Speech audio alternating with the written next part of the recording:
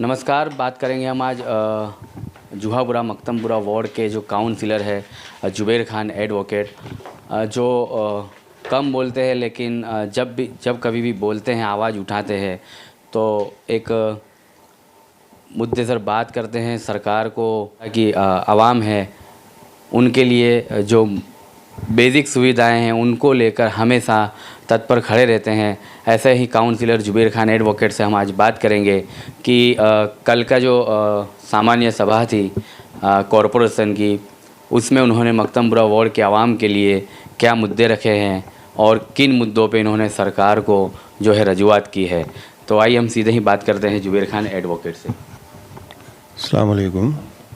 जी sir, क्या कहोगे आपने जो कल बोर्ड की सामान्य सभा थी एएमसी की, उसके अंदर जो इम्पैक्ट फ़ी की अगर बात की जाए तो एक वो मुद्दे पे भी आपने सरकार को जो है रजूआत की और ग्रीन बेल्ट जोन जो हटना चाहिए उसको लेकर भी। तो ये क्या समस्या है आपके वार्ड की और इन समस्याओं पे सरकार किस तरह काम करेगी?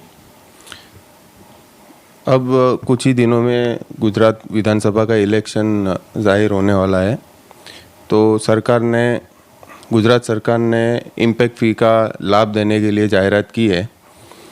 तो मेरी सरकार से ये ख़ास गुजारिश थी कि आज से कई सालों पहले मकतमपुरा वार्ड के काफ़ी सारे सर्वे नंबर यहाँ पर जो पुराने जिनकी मालिकी की ज़मीन थी, जो खेडूत थे, उनके सर्वे नंबरों को सुएज ट्रीटमेंट प्लांट में एक्वायर किया गया था।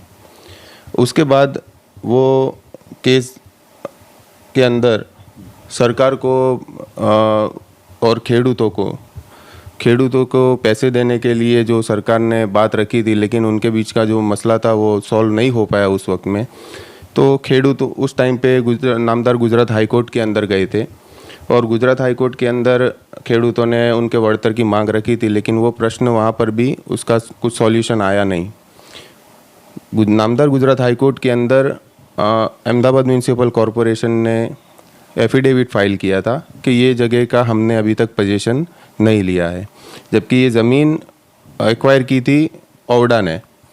तो ओवडा ने ये ज़मीन एक्विजिशन कर लिया और कॉरपोरेशन को सुएज ट्रीटमेंट प्लांट बनाने के लिए देना था।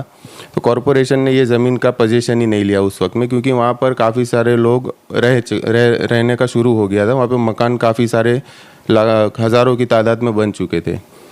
तो मसला ये हो गया कि खेडूतों को पैसा सरकार से नहीं मिला, तो खेडूतों ने वो पैसा स्वीकारा नहीं।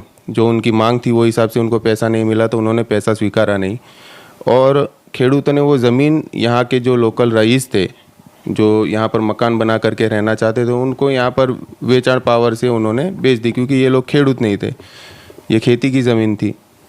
तो ये आज सालों से यहाँ पर पावर ऑफ अटर्नी और वेचाण करार के आधार पर काफ़ी सारे मकान यहाँ पर खरीदे हुए, उनकी पसीने की कमाई से खरीदे हुए मकान हैं। किसी की ज़मीन वो दबा नहीं पड़े, ये ज़मीन उनकी खरीदी हुई है और ख़रीदी हुई ज़मीन पर वो आज मकान बना करके रह रहे हैं। लेकिन सुएज ट्रीटमेंट प्लांट का जो एक्विजिशन है उसकी वजह से यहाँ के लोगों को प्राथमिक सुविधाएं कॉरपोरेशन देने से काफ़ी हद तक परेशानियाँ कर रही हैं। तो हमारी कॉरपोरेशन में कल के सामान्य सभा में हमारी ये रजूआत थी मेयर श्री को, कमिश्नर श्री को और जो उनकी बॉडी थी पूरी, और टाउन प्लानिंग कमेटी के चेयरमैन को, कि आप ये सुएज ट्रीटमेंट प्लांट हटाने के लिए गुजरात सरकार के यहाँ से प्रपोजल रखिए। तो और इम्पैक्ट फ़ी का लाभ ज़्यादा से ज़्यादा इन लोगों को होना ज़रूरी है, क्योंकि आप यहाँ पर अब सुएज ट्रीटमेंट प्लांट तो बनाने वाले हो नहीं। अब ये ज़मीन सुएज ट्रीटमेंट प्लांट में एक्वायर तो कर ली, कॉरपोरेशन ने पोजीशन नहीं लिया।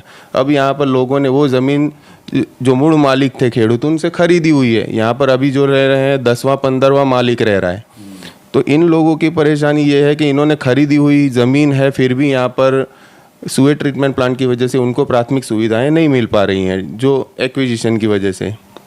तो मेरी सरकार से गुजारिश ये थी कि आप लोग सुएज ट्रीटमेंट प्लांट का एक्विजिशन अब नाबूद कीजिए और स्थानिक जो वहाँ पर अभी हाई पोजीशन में रह रहे हैं, जिनके मकान है खुद के ये ज़मीनों पर, उन ज़मीन के ऊपर जो मकान बने हुए उन मकान मालिकों को आप इम्पैक्ट फ़ी का लाभ दे करके उनके मकान का बांधकाम मंजूर कीजिए और उनको प्राथमिक सुविधाओं का सारा लाभ मिलना चाहिए। इससे फ़ायदा ये होगा कि सरकार को भी एक अच्छी आवक मिल जाएगी यहाँ पर लोगों के टैक्स बिल शुरू हो जाएंगे। जिन लोगों के टैक्स बिल नहीं बन रहे हैं सुएज ट्रीटमेंट प्लांट के एक्विजिशन की वजह से, कॉरपोरेशन में उनके मकान जो अभी बने हुए हैं उनको बांधकाम की मंजूरी मिल जाएगी, इम्पैक्ट फी की वजह से उनका बांधकाम कायदेसर हो जाएगा।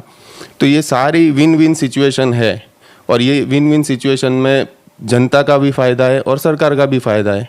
तो मैंने ये बात रखी कि आप ये सिचुएशन का फ़ायदा लीजिए और जो परेशानियां हैं जनता की वो दूर कीजिए। 20 વર્ષ થઈ ગયા છતાં પણ ત્યાં રહેતા નાગરિકો એ જમીનો ઉપર એમને પૈસા આપીને ખરીદેલી જમીન છે, ના કોઈ દબાઈ પડેલી જમીન નથી, ના સરકારની દબાયેલી જમીન છે, ના ઓનાની દબાયેલી જમીન છે। આ નાગરિકોએ પૈસા આપીને ખરીદેલી જમીનો છે, એ જમીનો ઉપર આજ સુધી એમને પ્રાથમિક સુવિધાઓ માટે આજ સુધી અમારે વલખા મારવા પડે છે। એટલે હું માનીય ટ્રેનિંગ કમિશનરના ચેરમેન સાહેબશ્રી, મેયરશ્રી આપનું ધ્યાન કેન્દ્રિત કરવા માંગુ છું કે સુએજ ટ્રીટમેન્ટ પ્લાન્ટની જે તે વખતે સાહેબ જે જમીનની એફઆઈઆર અમારા વડે કરવામાં આવી એ એક્વિઝિશન હટાવવામાં આવે અને ત્યાંના નાગરિકોને પ્રાથમિક સુવિધાઓનું તાત્કાલિક પહોંચી શકાય એવા પ્રયત્નો કરવામાં આવે કે એ લોકોને પ્રાથમિક સુવિધાઓ તાત્કાલિક મળી રહે। देखो, मेरी तो आशा यही है सरकार से, कोई भी जनता का प्रतिनिधि हो उनका काम यही होना चाहिए कि लोगों का ज़्यादा से ज़्यादा फ़ायदा हो, लोगों को ज़्यादा से ज़्यादा फैसिलिटीज़ हो सके, ऐसी कोई भी चांस अगर मिलता है तो वो छोड़ना नहीं चाहिए। तो एज ए मकतमपुरा वार्ड का काउंसिलर जो मैं हूँ अभी, तो मेरी ये जिम्मेदारी थी, मेरा ये फ़र्ज़ था ये काम करना। मैंने कोई बड़ा काम नहीं किया है, लेकिन जहाँ तक मुझे समझ है, मैं पेशे से एडवोकेट हूँ और मुझे समझ है, तो सरकार इसमें अभी इम्पैक्ट फ़ी का लाभ, सुएज ट्रीटमेंट प्लांट का एक्विजिशन हटा करके इम्पैक्ट फ़ी का अगर लाभ देती है इन रईसों को, तो हज़ारों की तादाद में जो मकान यहाँ पर हैं और उन हज़ारों तादाद के मकानों में जो लाखों लोग रह रहे हैं, उन लोगों को एक बहुत बड़ा इनाम मिल जाएगा इससे। मैं आपके चैनल के माध्यम से तमाम हमारे भारतीय भाई बहनों को दिवाली की शुभकामनाएं देना चाहूँगा और नए साल की भी ढेर सारी शुभकामनाएं देना चाहूँगा। हैप्पी न्यू ईयर और हैप्पी दिवाली।